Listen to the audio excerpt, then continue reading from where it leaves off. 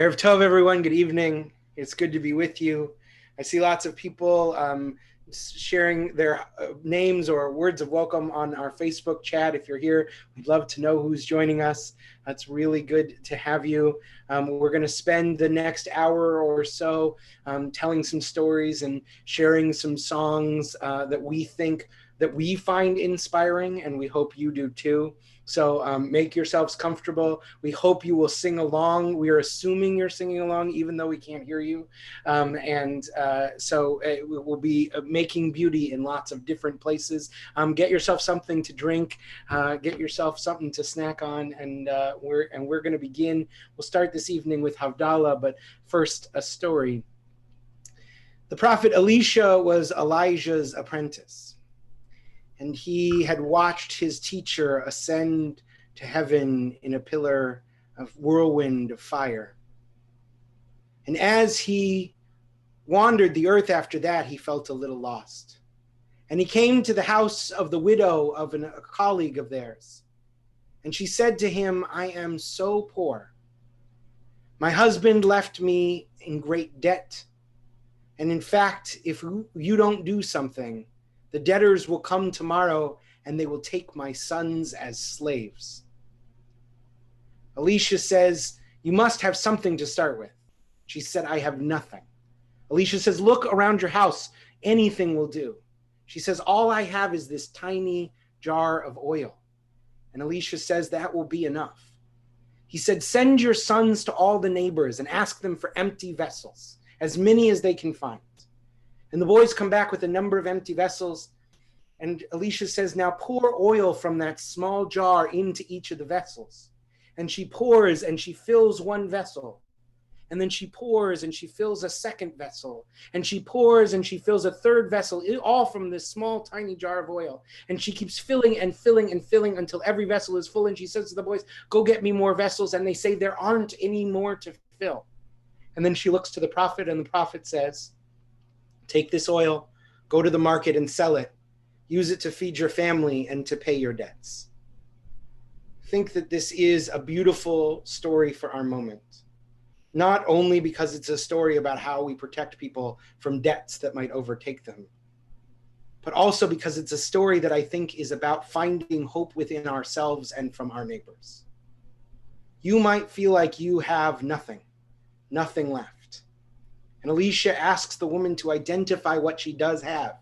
And she can't even see some of the blessings in her life. She doesn't even see her sons. All she sees is one tiny thing. But from that noticing of that tiny blessing, Elisha is able to make abundant blessings pour forth.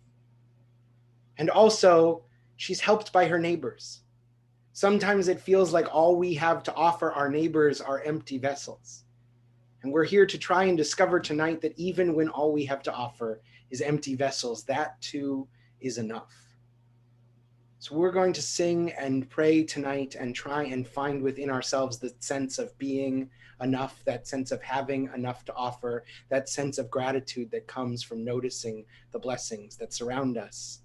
And we begin with Havdalah.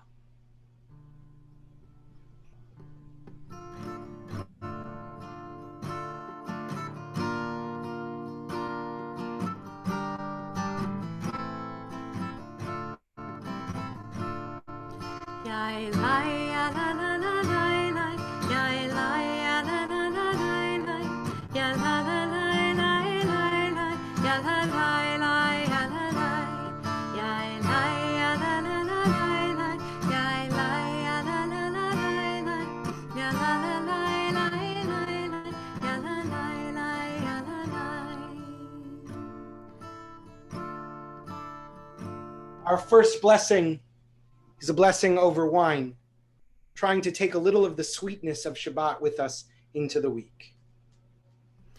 Baruch atah Adonai Eloheinu melech haolam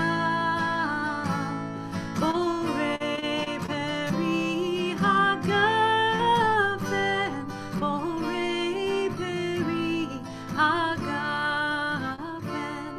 yaelai yaelai yaelai yaelai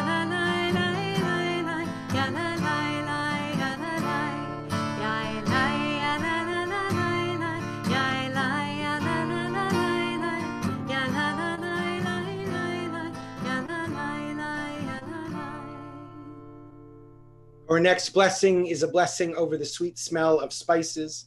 My spices are cloves that I poked into an etrog and then it dried, which is, I think, a beautiful reminder of the seasons as they pass one into the other. As we smell these spices, anything sweet smelling in your home will do. It's an opportunity to awaken something within us.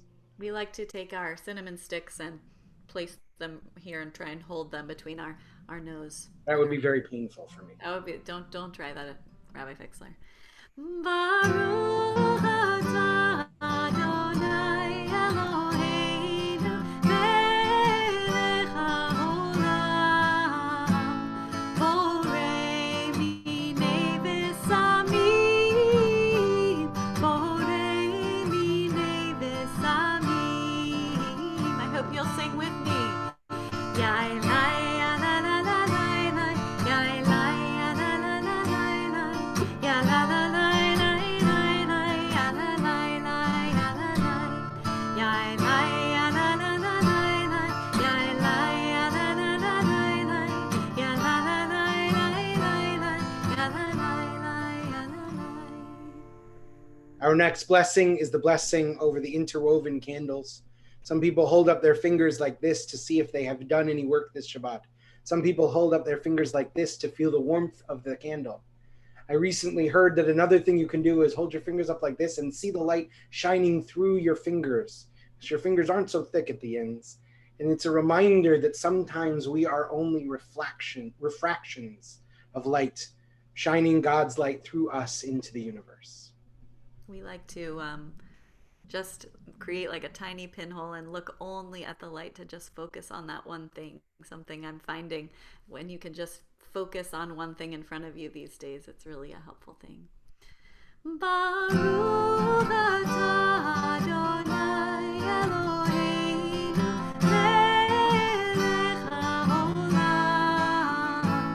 borei me'orei ha'esh borei me'orei ha'esh yai lai ya la la la lai lai yai lai ya la la la lai lai ya la la lai lai lai lai ya la lai lai ya la lai yai lai ya la la la lai lai yai lai ya la la la lai lai ya la la lai lai lai lai ya la lai lai ya la lai. With our final act of Havdalah, we will extinguish the candle into the wine to make some distinction between Shabbat and the rest of the week. The Hebrew word kadosh means holy, but it literally means distinction. How do we make time into separate spaces? How do we carve out room for holiness in our lives? We take this as an opportunity to try and remind ourselves the spiritual skill of making distinction. Baruch atah Adonai Eloheinu melech haolam hamavdil ben kodesh lechol hamavdil ben kodesh lechol. Amen.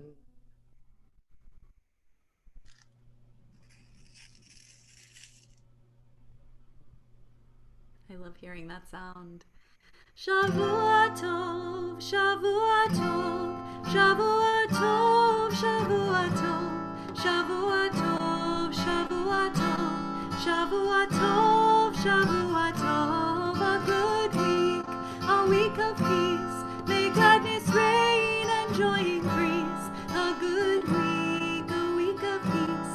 May gladness reign and joy increase. Eliyahu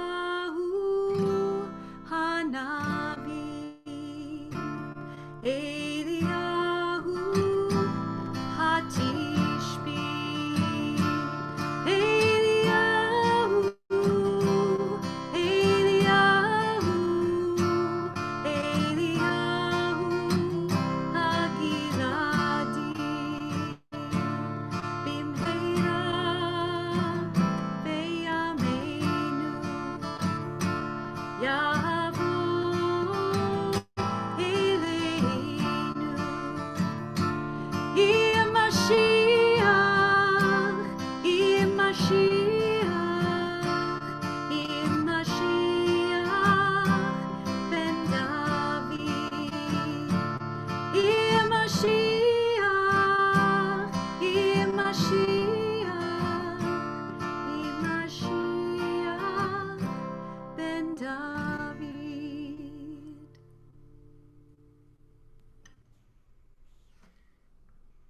Prayer is an act of hope.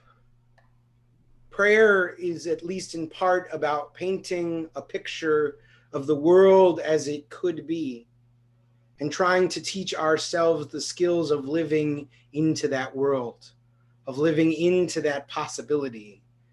One cannot pray without at least a sliver of hope. And I would argue that justice is the same. The fight for justice says, yes, I can see that the world is broken. I can see that the system that sustains the status quo serves some and not others. But I have within me the power to bring some light into the darkness, some repair into that brokenness. The pursuit of justice is itself a hopeful act. When Martin Luther King Jr. said that the arc of the moral universe is long, but it bends towards justice, he was actually quoting from the abolitionist minister Theodore Parker, who in 1853 wrote, "I do not pretend to understand the moral universe. The arc is a long one. My eye reaches but a little way. I cannot calculate the curve and complete the figure by experience of sight. I can divine it by conscience. And from what I see, I am sure it bends towards justice." King's paraphrase is more succinct, but it also lends to Parker's moral arc an air of inevitability. To King and Parker, our tradition amends. The arc of the moral universe is long, and we have the power to bend it. When we pull on that arc, when we fight for a more loving, more just, more peaceful world, that is an act of hope.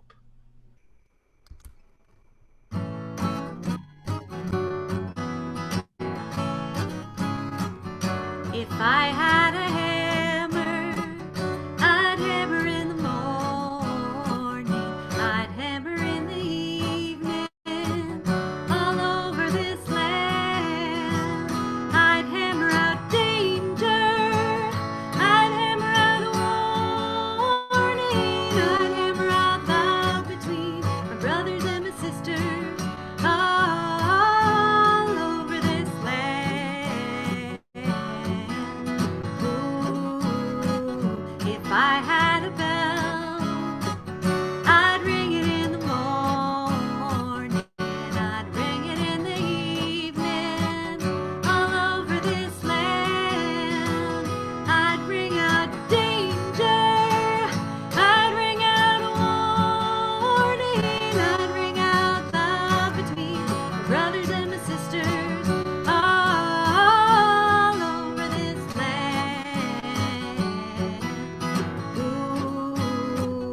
If I had a song, I'd sing it in the morning, I'd sing it in the evening, all over this land.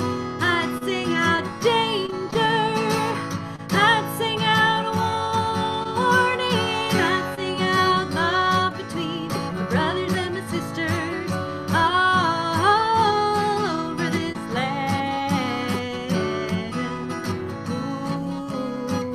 Well, I've got a hammer, and I've got a bell, and I've got a song to sing all over this land.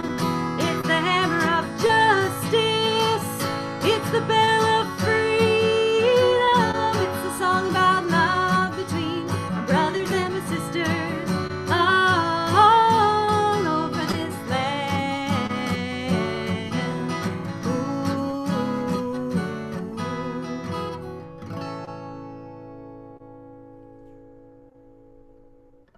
It will surprise absolutely no one to learn that when I was in college, I was in an a cappella group. And not just an a cappella group, a Jewish a cappella group, the most wonderful and nerdiest of kinds of a cappella groups.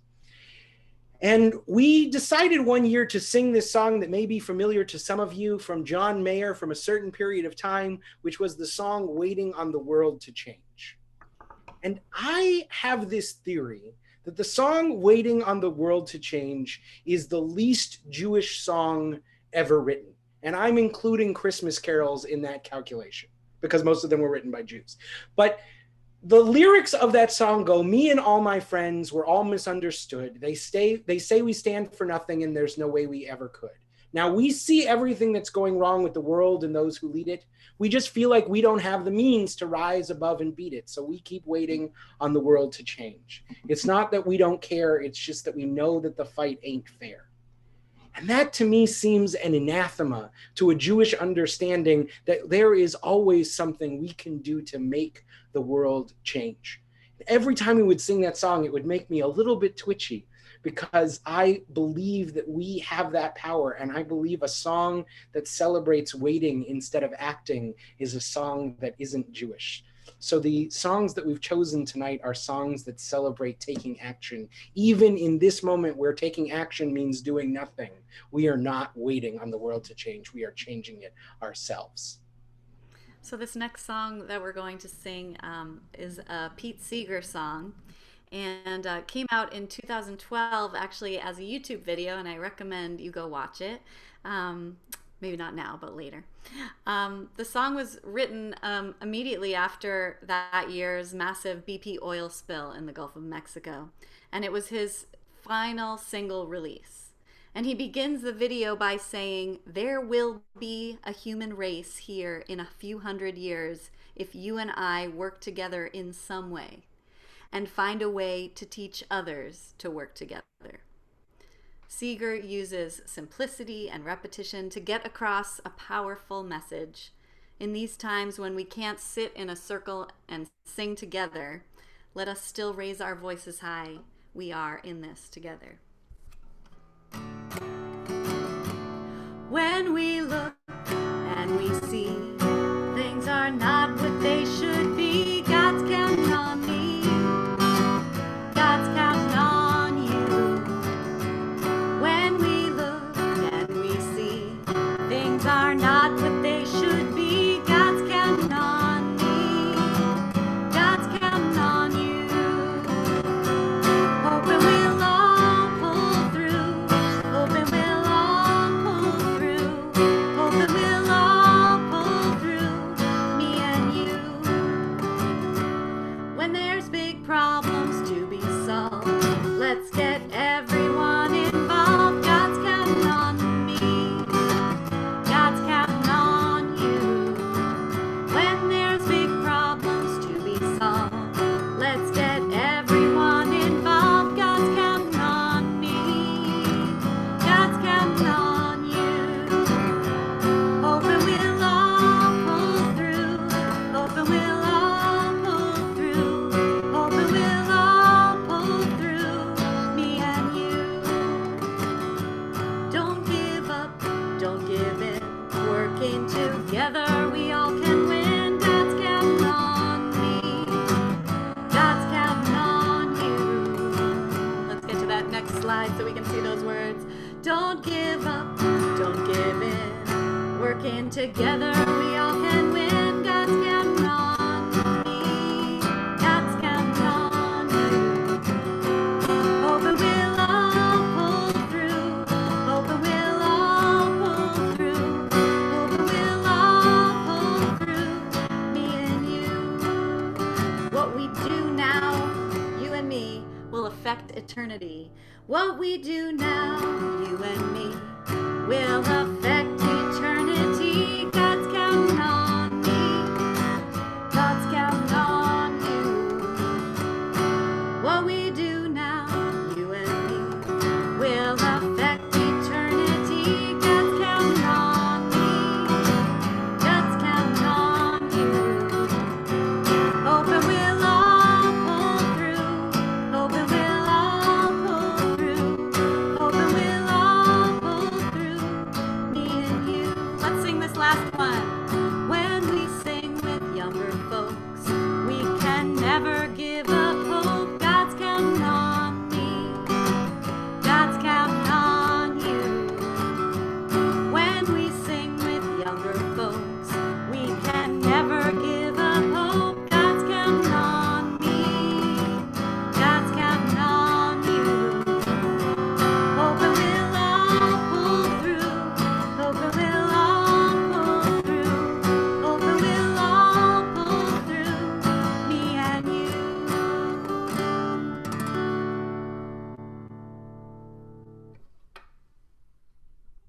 There is a quote from the Talmud that gives us some hint about what we should do in a time of communal crisis.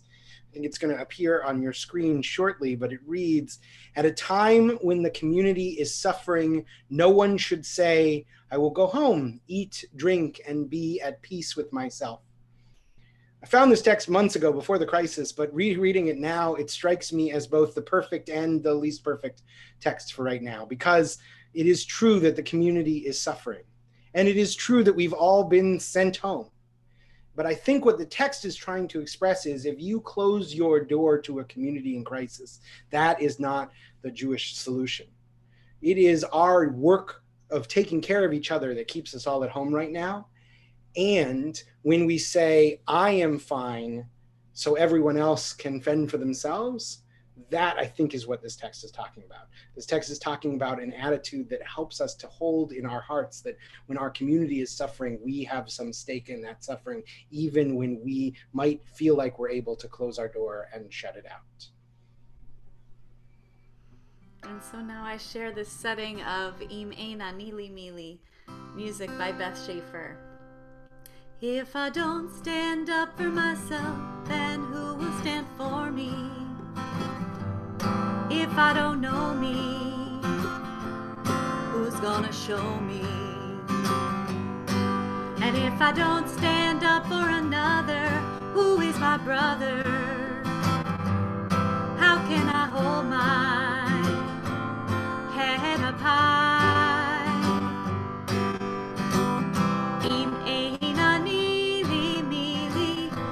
שאני לעצמי מה אני, אם לא עכשיו ומתי, אם לא עכשיו ומתי, אם אין אני לי מי לי, ושאני לעצמי מה אני, אם לא עכשיו ומתי, אם לא עכשיו ומתי. And you know I've got your back if trouble should find you. I will remind you that I am behind you. Could you please watch out for me if I go astray now? Help make it okay now. Show me the way. Sing with me, Imenanili, Imenanili, Mili, Ukshani לעצמי מה אני, ואם לא עכשיו ומתי, אם לא עכשיו ומתי. If not now, when? This chance might never come again. Whoa, whoa, אם אין אני לי מי לי, וכשאני לעצמי מה אני, ואם לא עכשיו ומתי, אם לא עכשיו ומתי, אם אין אני לי מי לי, וכשאני לעצמי מה אני, ואם לא עכשיו ומתי, אם לא עכשיו ומתי.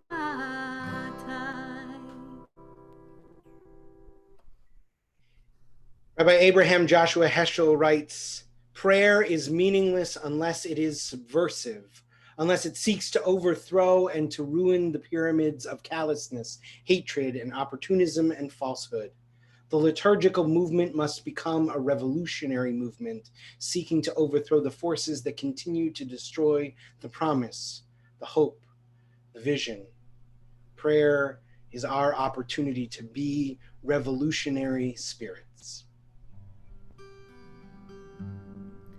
Peace, peace will come. Let it begin with me. Let's try that. Peace, peace will come. Let it begin with me. We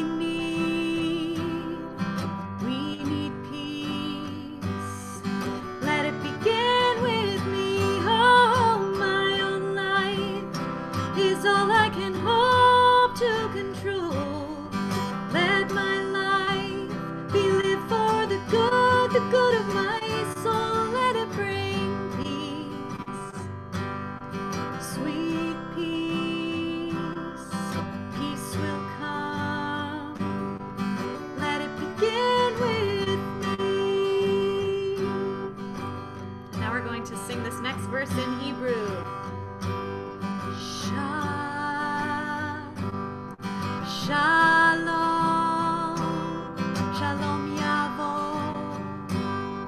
Sheyatchil iti, let's do that again. Shalom,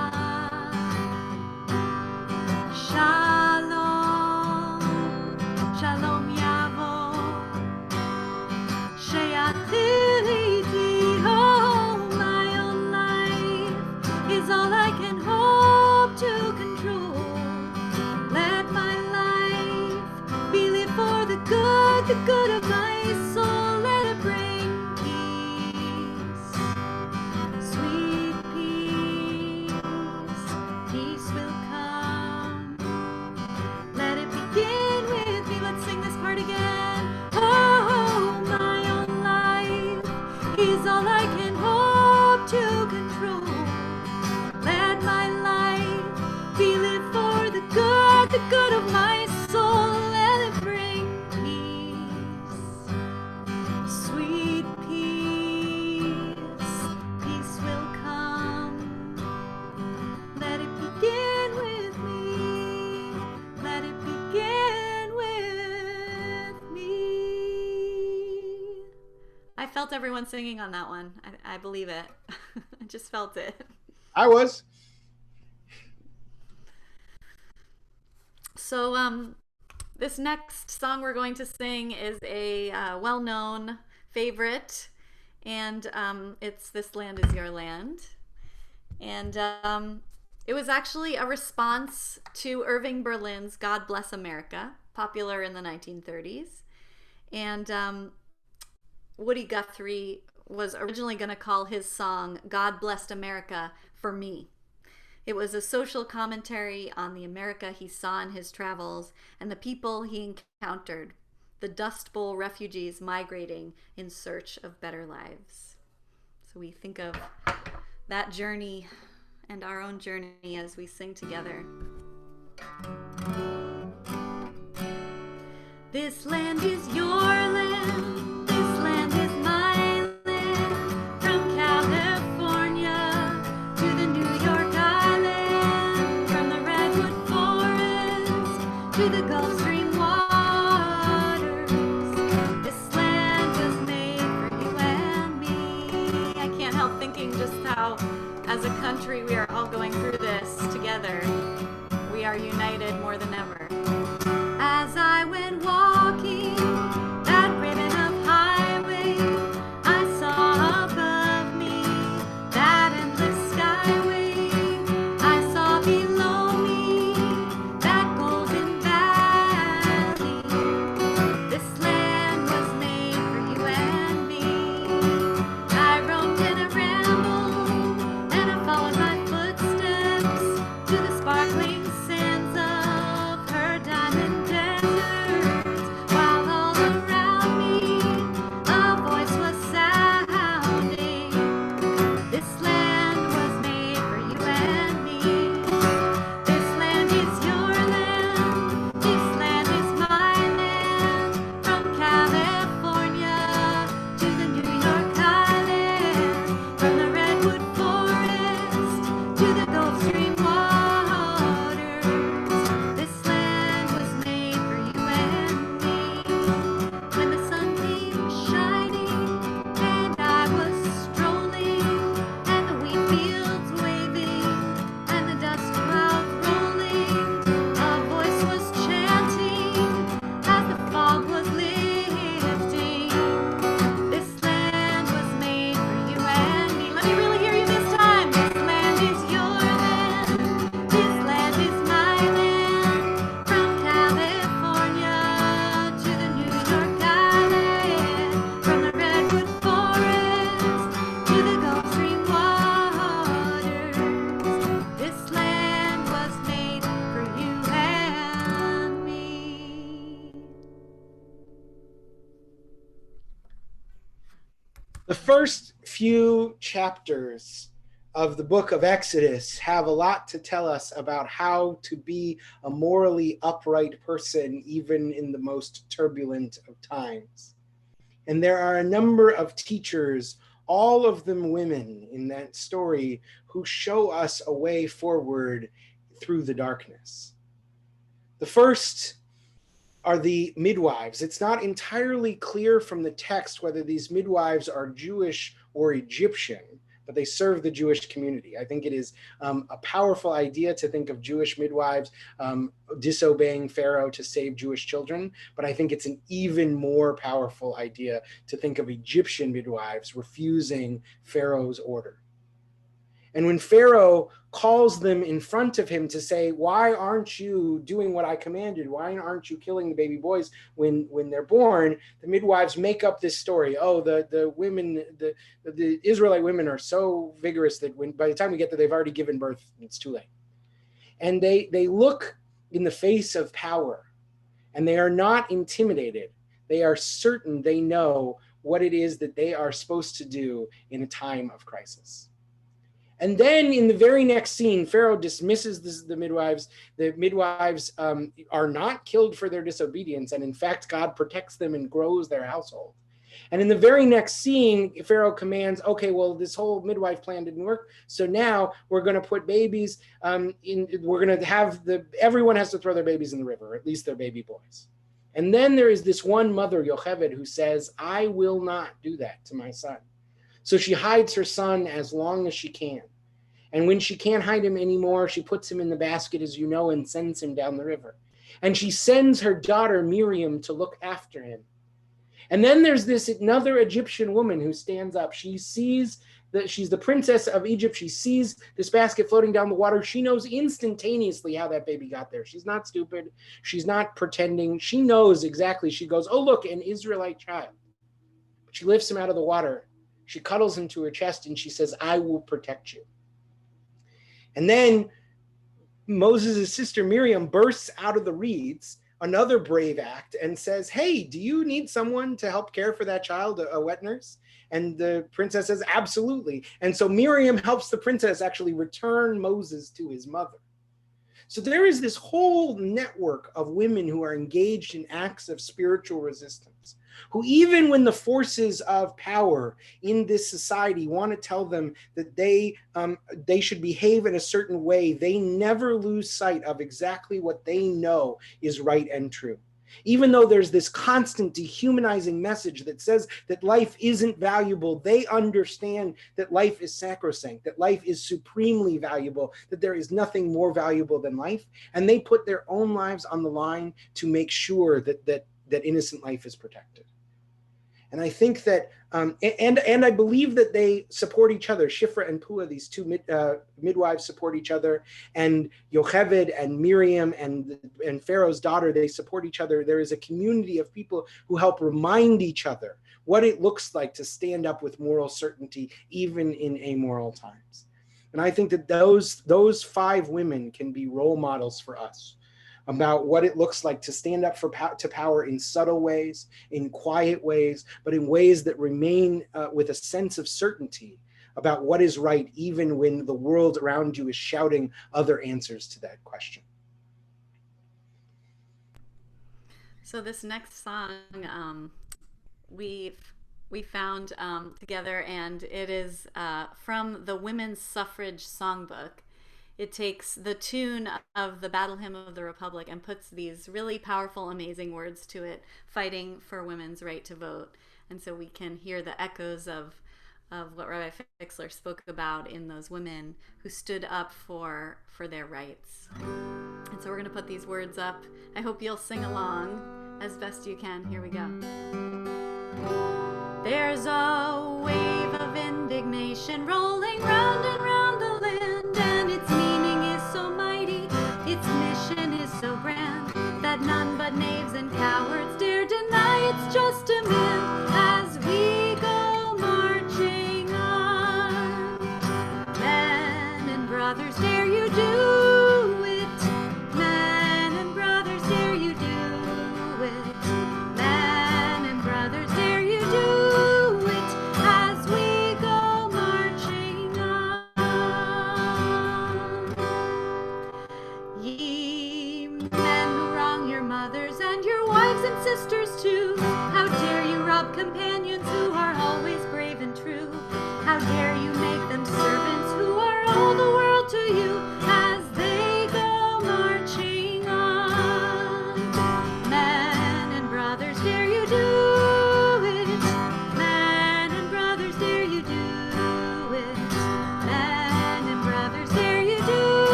talent is not equal to your own. Has God ordained that suffrage is a gift to you alone, while life goes marching on? Man and brothers, dare you do it? Man and brothers, dare you do it?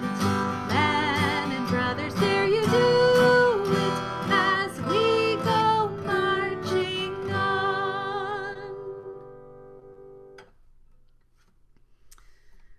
So we move into this next section, focusing on keeping on walking even when walking is hard. Our normal has shifted. And so when I read the lyrics of well-known songs and prayers, I find they take on new meaning. Keep your eyes on the prize could mean looking ahead and being hopeful of the future, the prize that lies ahead. It could also mean remembering to find the blessings, the prize within the everyday of this new reality. We sing together, keep your eyes on the prize.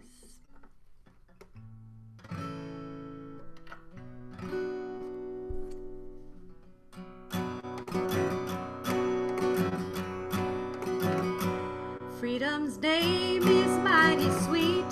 Soon one day we're gone. Oh, wait, so you're going to do that first. Okay, I'll start with that one. Paul and Silas found in jail, had no money for to go their bail. Keep your eyes on the prize. Hold on, hold on. Paul and Silas began to shout. Doors popped open and all walked out. Keep your eyes on the prize. Hold on, hold on, hold on, hold on. Keep your eyes on the prize. Hold on, hold on. Let's see what the next verse is. All right. Only thing that we did wrong, stayed in the wilderness too long. Keep your eyes on the prize. Hold on, hold on. The only thing that we did right was the day we began to fight. Keep your eyes on the prize. Hold on, hold on, hold on, hold on. Keep your eyes on the prize. Hold on, hold on.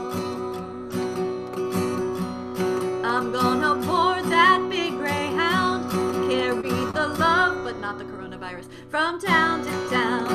Keep your eyes on the prize. Hold on, hold on. Lo yisa goy hel goy cherem, lo yilmedu od milchama. Keep your eyes on the prize. Hold on, hold on, hold on, hold on.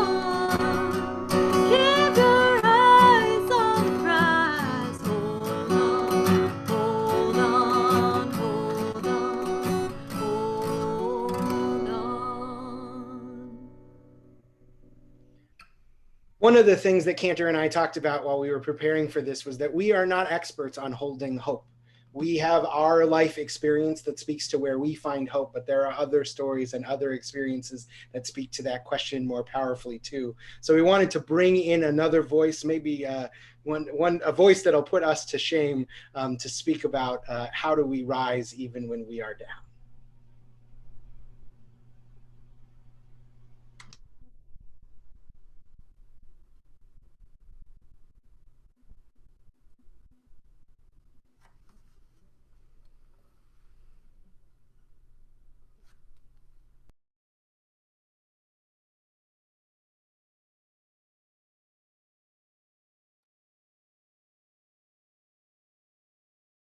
You may write me down in history with your bitter, twisted lies. You may trod me in the very dirt, but still like dust, I'll rise. Does my sassiness upset you? Why are you beset with gloom? Just because I walk as if I have oil wells pumping in my living room. just like moons and like suns with the certainty of tides, just like hope springing high, still I rise. Did you want to see me broken, bowed head and lowered eyes, shoulders falling down like teardrops, weakened by my soulful cries? Does my sassiness upset you? Don't take it so hard just because I laugh, as if I have gold mines digging in my own backyard. You can shoot me with your words, you can cut me with your lies, you can kill me with your hatefulness, but just like life, I rise. Does my sexiness offend you? Oh. Does it come as a surprise that I dance as if I have diamonds at the meeting of my thighs? Out of the huts of history's shame I rise. Up from a past rooted in pain I rise. A black ocean leaping and wide, welling and swelling and bearing in the tide.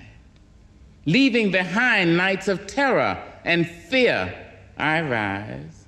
Into a daybreak miraculously clear, I rise. Bringing the gifts that my ancestors gave. I am the hope and the dream of the slave. And so, wow. There I go.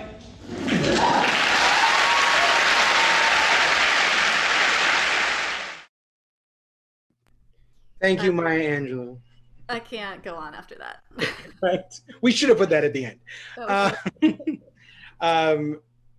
A friend of mine, Rabbi Jeffrey Stambaugh, was at a social justice gathering in Los Angeles, and he heard someone playing some music to get people engaged and excited. Music is a really important part of the work of hope and the work of justice. And he heard this guy named Delonte Golston playing this song, and it was speaking about how do we find hope in the darkness. And Jeff, who is also a musician, said, you know, we have something like that in our tradition also, and added some Hebrew lyrics to that song.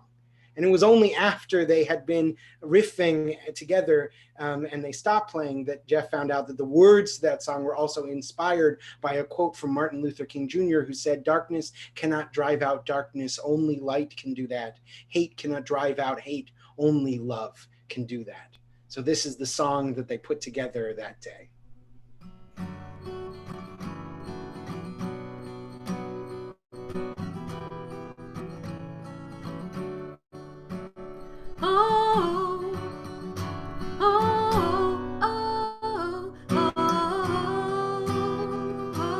So you're gonna echo me.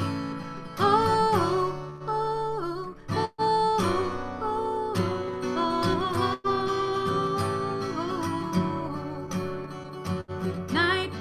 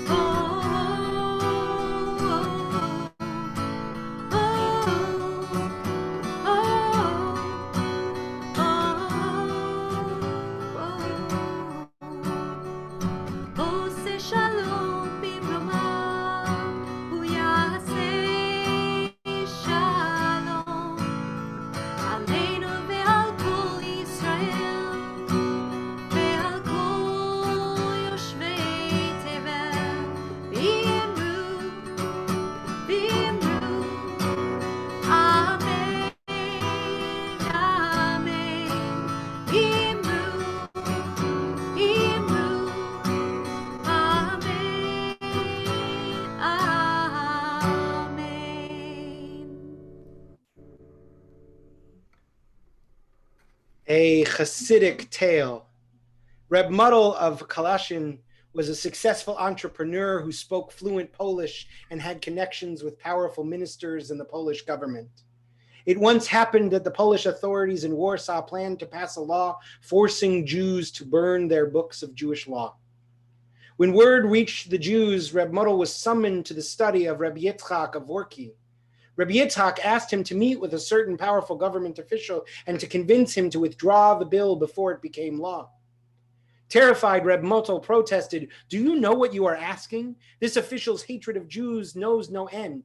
I have heard from others that he vows to kill anyone who goes to him with a request to alter his position. To go to him with this is certain death for me, and he will not change his mind." Rabbi Yitzchak listened carefully and said, "When Moshe, our teacher, went to Pharaoh to demand that he free the Hebrew slaves, do you think he was unafraid?" "No," Reb Muddle said, "I am certain he was afraid. Who would not be?" "Exactly," the Rebbe said. "He was afraid Pharaoh would kill him and nothing good would come of his meeting. It is for this reason that God said to Moses, 'Come to Pharaoh.' We might expect it to say, 'Go to Pharaoh.' God knew that Moses was afraid, so God said, 'Come with me to Pharaoh,' reminding Moses that God was always with him. It will be the same for you. If you think that you are going to this minister alone, you are surely doomed. But if you come with God, you will succeed." Reb Muddle's fear melted and he traveled to Warsaw unafraid. Indeed, so fearless and joyous was he during his meeting with the minister that the official could not summon even an ounce of anger, and he granted Reb Muddle's request on the spot. Our fear is often strongest when we feel we are alone. The challenge, the Hasidic masters remind us, is to remember that we are never alone. The challenge to us today is to remind ourselves and each other that even though we stand at a distance, we stand together. The greatest antidote to fear is community.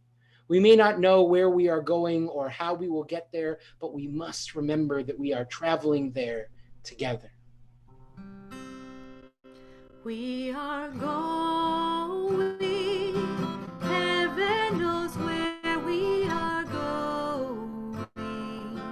We know we will. We will get there. Heaven knows how we will get there. We know we will. Yes, we will get there. Heaven knows how we will get there. We know we will. It will be hard, we know, and the road will be muddy and rough, but we'll get there. Heaven knows how we will get there. We know we will. Oh yeah, yeah. Oh yeah, yeah. Oh yeah, yeah. Oh yeah, yeah. We are going. Heaven knows where we are going. We know we will. We will get there. Heaven knows how we will get there. We know we will. Yes, we will get there. Heaven knows how we will get there. We know we will. It will be hard, we know, and the road will be muddy and rough, but we'll get there. Heaven knows how we will get there. We know we will. Oh yeah, yeah. Oh yeah, yeah. Oh yeah, yeah. Oh yeah, yeah. Oh yeah, yeah. Oh yeah, yeah. Oh, that one got me in the feels, Cantor. I love that one. So good. We are calling this last section Building the World by Restoring Ourselves. Reb Simcha Bunim of Pesishka is quoted as having said that when he was young, he thought he could change the world. As he got older, he saw that he could not change the entire world, but he thought maybe he could at least change his city. As time went on, he saw that even that was beyond his grasp, but he still said, I'll at least change my neighborhood. And when he saw that that was not working, he said, I'll at least try to change my family. And when he saw that that too had failed, he said, I'll have to only change myself. But once he succeeded in changing himself, then he saw that his family was different. And when his family was different, his neighborhood was different. And when his neighborhood changed, his city was different. And in a sense, the entire world was different too. Roger Gottlieb teaches that to remake the world, we need simultaneously to remake ourselves, and we stand little chance of remaking ourselves without at least an attempt to remake the world. The work we are doing, each in our own homes, each as we try and keep not only ourselves but our neighbors safe, is the work of trying to learn how to be midwives for hope. Like all those women who helped Moses down the river and eventually redeemed a whole people, we have to find a way to give birth to hope in this world, to give birth to possibility, to give birth to new prayers, to believe in our deepest soul that we are not waiting for the world to change, but making it change. That together we can build a better, more perfect, more peaceful world, a world of healing, a world of renewed possibility, a world of beloved community together.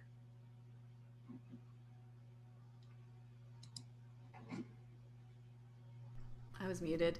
And so we sing as we began, Olam Chesed.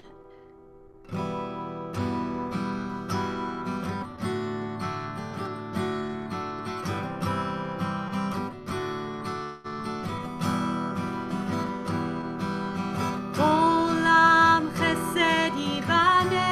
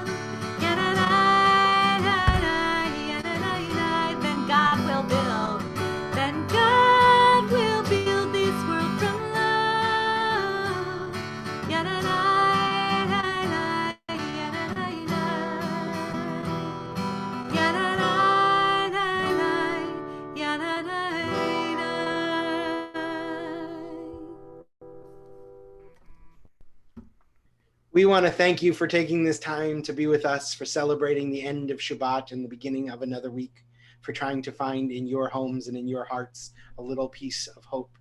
We hope that this congregation and this beloved and sacred community can be a source of hope and comfort to you, that you will share with us when things are hard and challenging, when you are struggling or where you are finding hope, because we need each other now more than ever. Thank you for being with us tonight. It was wonderful to pray and sing and learn with you. Thank you. Shavua Tov.